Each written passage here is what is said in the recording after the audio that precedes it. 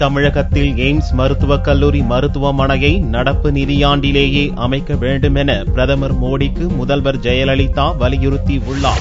தமிழக முதல்வர் ஜெயலலிதா பிரதமர் நரேந்திர மோடிக்கு அவசர கடிதம் ஒன்றை அனுப்பினார். எய்ம்ஸ் எனப்படும் அகில இந்திய மருத்துவ அறிவியல் நிலையங்களை அனைத்து மாநிலங்களிலும் படிப்படியாக உருவாக்க மத்திய அரசு திட்டமிட்டுள்ளதற்காக தனது மகிழ்ச்சியை ஜெயலலிதா தெரிவித்துள்ளார். எய்ம்ஸ் மருத்துவமனையை உருவாக்க 3 அல்லது 4 மாற்று இடங்களை தேர்வு செய்யும்படி மத்திய சுகாதாரத்துறை அமைச்சர் எழுதிய கடிதம் தனக்கு கிடைத்திருப்பதாகவும் அக்கடிதத்தில் ஜெயலலிதா குறிப்பிட்டுள்ளார். காஞ்சிபுரம் மாவட்டம் செங்கல்பட்டு, புதுக்கோட்டை மாவட்டம் புதுக்கோட்டை டவுன், தஞ்சாவூர் மாவட்டம் செங்கிப்பட்டி, ஈரோடு மாவட்டம் பெருந்துறை, மதுரை மாவட்டம் தொப்பூர் ஆகிய இடங்களை தமிழக அரசு ஏற்கனவே தேர்வு செய்துள்ளதாகவும் கடிதத்தில் ஜெயலலிதா தெரிவித்துள்ளார்.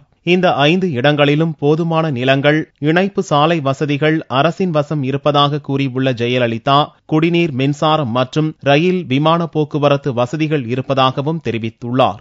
இதுபோன்ற திட்டங்களை காலம் தவறாமல் அமல்படுத்திய பெருமை தமிழகத்துக்கு உண்டு என்று கடிதத்தில் குறிப்பிட்டுள்ள ஜெயலலிதா, எனவே எய்ம்ஸ் மருத்துவக் கல்லூரி மருத்துவமனையை தமிழகத்தில் நடப்பு நிதியாண்டிலேயே அமைக்க வேண்டும் எனவும் பிரதமர் மோடியை வலியுறுத்தியுள்ளார்.